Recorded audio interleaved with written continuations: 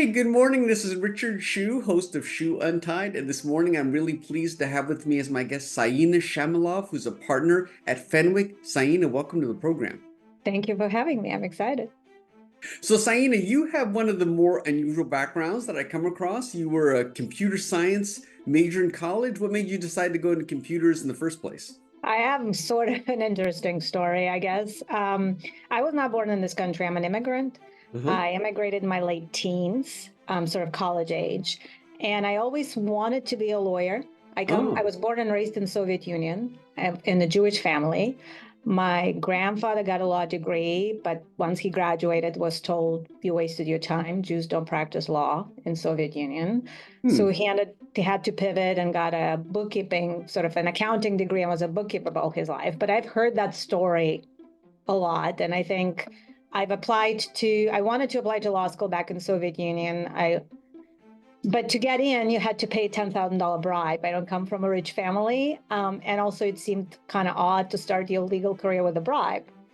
Um, so that just didn't sit well. And so once I immigrated here, I was 17. I barely spoke English, just maybe a couple of words, and sort of going into law seemed unattainable. I was always good in math. I started sort of the computer science major at the university in at that point it was not Soviet Union anymore, but in one of the former republics. And so I continued with that, got my computer science degree. I really loved sort of problem solving, and that's one of the reasons why I think I also enjoy law. Sort of Hmm. problem solving and figuring out when something is not working, can you tweak it? What can you change? Which variable can you alter to get to the result you want? And so that was very exciting. And then I was lucky enough to get a job at Trimble Navigation Hmm. out of college. And that's kind of how I ended up being a software engineer before law school. Yeah. Well, tell me, what kind of computer classes did you take? I was an engineer, so I'm kind of interested. What kind of computer classes did you take in college? Did you do any kind of thesis or anything like that? So there was no thesis work. I went to UC Davis, so that was a lot of practical classes. Sort of, Hmm. I took anything from learning C and C++ to algorithms to actually computer graphics, which was interesting. Hmm. Lots of lab time because the the disadvantage I had, even in sort of once I went to UC Davis, was that I did not grow up around computers, right? Soviet Union was a very different upbringing, very different set of resources that I had. So didn't really know how to operate even really a computer. So when I took the first computer science class I had at UC Davis, I had to drop it because Hmm. when they told us you have to go to the lab, and it was Unix machines at the time, I had no idea how to deal with the interface. I was completely overwhelmed, and Hmm. so I actually dropped it. And that was a difficult semester for me, that first quarter, because I was struggling with am I in the right space? How am I going to survive? Yeah. But as I think most immigrants, you kind of persevere and you keep going. And so lots of language classes I also did, which was interesting. I also did a study with the professor by going through. He was doing teaching C class to a freshman. So at that point, I think I was a junior, and he wanted me to go through their programs and to see how differently people approach the same problem and write code, Huh. and whether Interesting. I see similarities in how people write code. And that was very interesting, sort of very practical, hands-on, Huh. kind of. And I've learned, I think, a lot from how other students approach problems. Huh. So a lot of theory, but a lot of practice in the lab, which Yeah. eventually I overcame my fear and it worked just fine. Did you take a compiler class or an assembly class? Did you have any of that? We did, yeah. I had to take a compiler class. I definitely took a compiler class, and I took an assembly class. Wow. Found those very interesting. Although I found more of sort of right. My favorite class was Lisp language, Huh. because that I found that very interesting because the syntax was very different. I think also your favorite classes are driven by the professors you had, and I don't remember, unfortunately, the professor's name right now, but I have a visual image of him, and I just thought he was fascinating. He kind of was very it's hard to make a computer science lecture inspiring. Yeah, right. But he made those inspiring, and he kind of wanted to get into the lab and try to find the solution to the problems he was giving us. So it was a lot of one things that I didn't do a lot of hardware classes. So a lot of my focus was sort of software based in class in undergrad. Yes. Well, tell me about this job at Trimble that you did afterwards. What did you do there?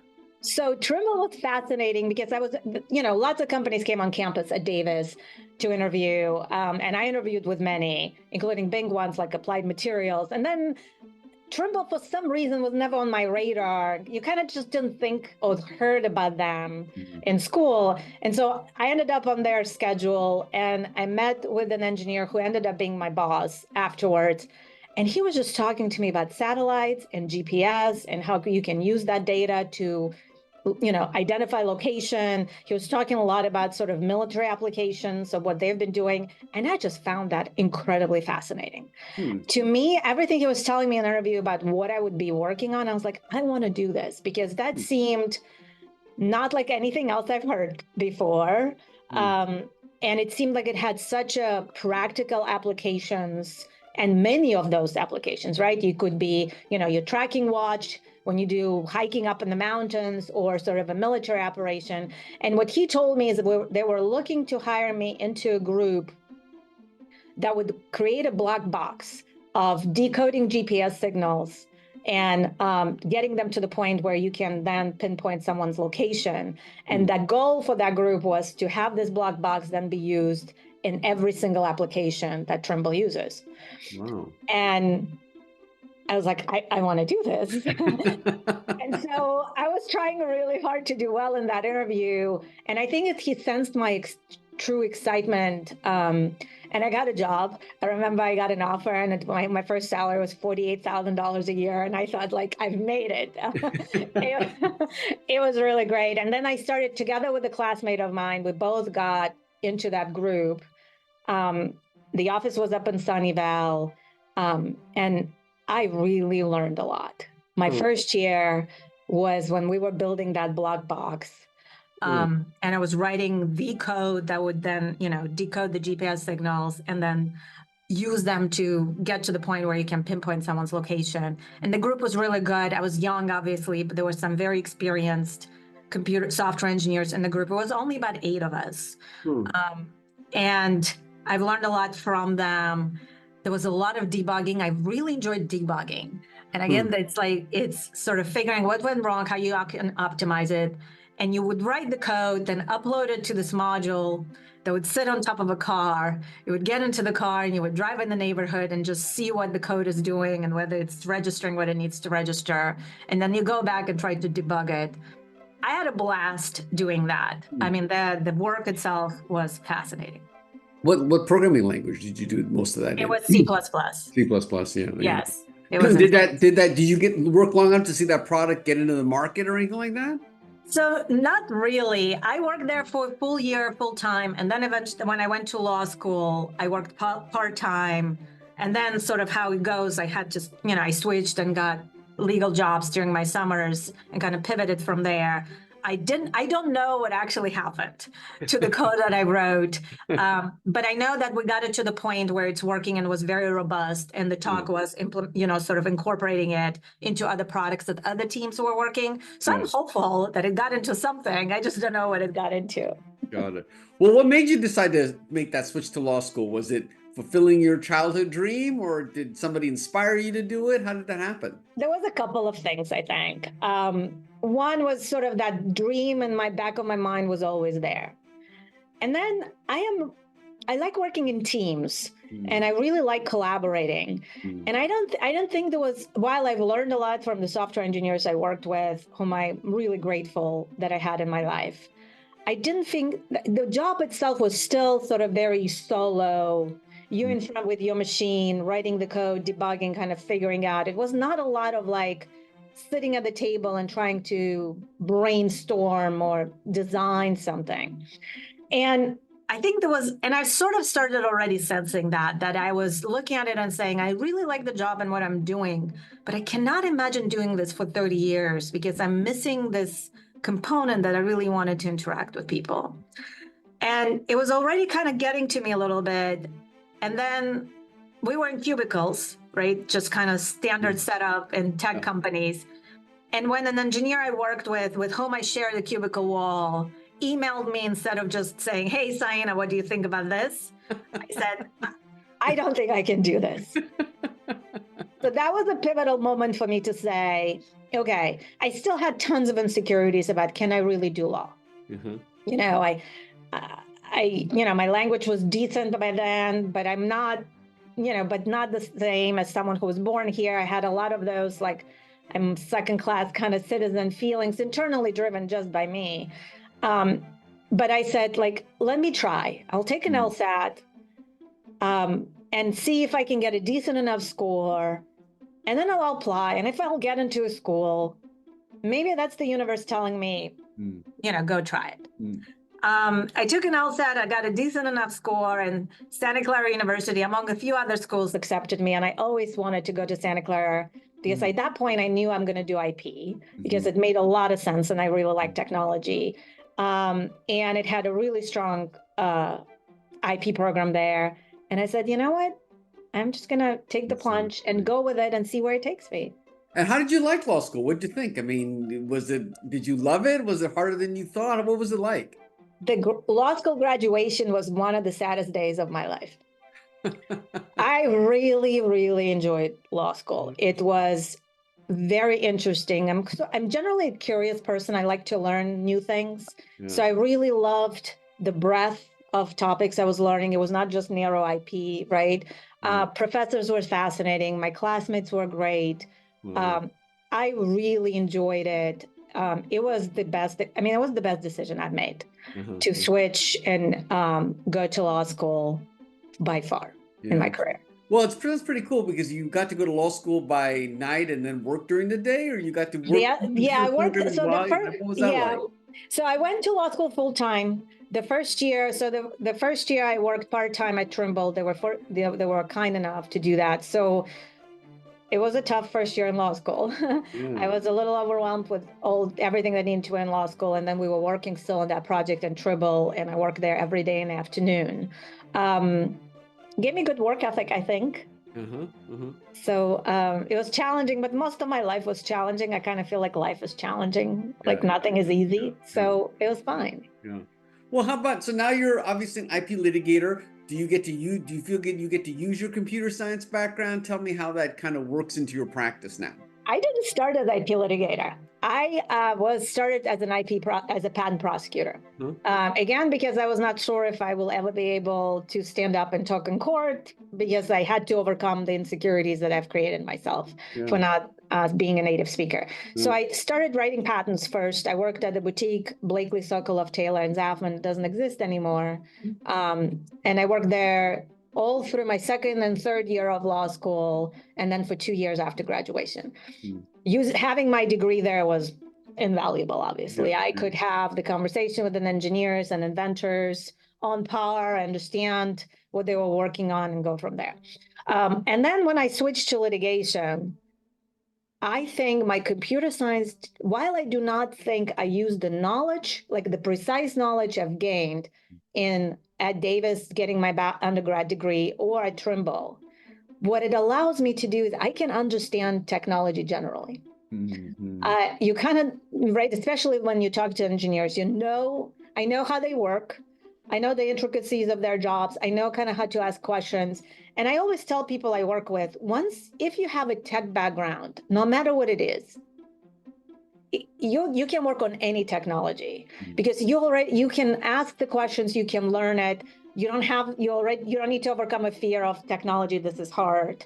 And so in that regard, it helped me tremendously. And of course, I'm really glad I had actual hands-on software engineering experience at Trimble, because I think if I went directly from school to law school to litigation or writing patents, it's not the same. Sort of actually working in the team and developing a product. I mean, I've learned so much on that job that I didn't get in school, and that was absolutely invaluable and still is in my job today. I take it the reason you moved from prosecution to litigation was kind of the same reason you left computer programming, the isolation, you wanted to work in teams. I'm assuming that was the same kind of factor. Absolutely. I think it was ended up being also kind of like I felt like I'm on my own. Yeah. The interactions with my team members and inventors are very minimal. And then in comparison to the time you spend writing everything out. And then what I also realized that I was missing in law school, I really loved the aspect of law. That was really interesting and fascinating. But when I was writing patents, I didn't have that aspect of my practice, right? It was mostly tech focused, less law focused. And so I've decided, again, that was another pivotal moment in my career where I said, okay, let's overcome your fears, switch to litigation. If it won't work, you won't work, right? You can backtrack, you can find, And so I did that. Granted, at the time, nowadays, lateraling over from one firm to another, it's very common. And if you don't lateral, there's something wrong with you, I almost think. But back then, we're talking early 2000s, it was still not common to lateral over. So there was that other kind of aspect hanging over me, like, can you take the plunge? Can you switch firms? Is that okay? I did it. Yeah, interesting. Do you think your clients can tell? Can they when you talk to them or you talk to experts, can they kind of tell you have a computer science background? Does that ever come into play? I think so. The engineers definitely do. A lot of times you get comments like, "Wow, you get this stuff pretty good," and I'm like, "Well, that's a compliment, thank you." And then I tell them, "Well, I was, for a brief moment, was a software engineer." So experts tend to at first kind of, if they don't know me or if they didn't read about me, and it was mostly early in my career. Now as a partner, I think those, experts know who I am. They look me up. As an associate early in my career, I was just another person on the large team. And so in the beginning, I think there was a little bit like, well, they were kind of talking to me in the way maybe of thinking like, what would I know? And then very quickly they're like, oh, you actually get that. And so the conversation would pivot into what I actually enjoy, kind of talking technology and what I need to know. So that was good. What would you say the most complicated technology you've had to wrestle with as a litigator has been? Speech recognition technology by far, I think. Interesting. What's complicated about it? The sheer volume of components, software components, and technologies. The concept of neural networks, right? When you think about it, it's so abstract. And when you actually try, sometimes, I have cases in that field, and you think about how do I explain to the jury that these neural networks train themselves and evolve and learn, right? It is such a movie still kind of concept. And so grasping that technology and then translating it into ways that sounds reasonable and that then the jury and the judge can understand and it makes sense to them. I think that's the most complicated I had to face, just because I think it's still new, right? That technology still, at least to me, seems, maybe those who work in it day in and day out, that just seems regular. But in terms, even as a consumer, that it is evolving so fast, that aspect of the technology, and it's so unique, and they're changing and tweaking it all the time in the back end. And so that was probably the most interesting and challenging. How do you feel about the fact that you've really got a chance to fulfill your childhood dream of being a lawyer, but then you get to use your computer science technology and you found this career that you really love? I'm absolutely blessed and fortunate. And whenever I interview folks, I say, I wish you the same luck I had to find the job and sort of the practice area that you'll really find interesting. There's never a day when I get up and I think, oh, I have to go to work. And I think that's just, I don't think a lot of people get that. And I'm very fortunate to have that. When I look back, like right as I was going in preparation for this, is kind of was thinking through my journey. And as I went through the journey, and of course my journey is not over yet, but as I went, you don't understand necessarily the magnitude of your decisions or where it's going to take you at the time. Or at least maybe I was too young to understand it or not wise enough. But now looking back, you kind of just look at it and think, wow, I mean, those small decisions that were really, I was scared and there was a lot of fear associated with them.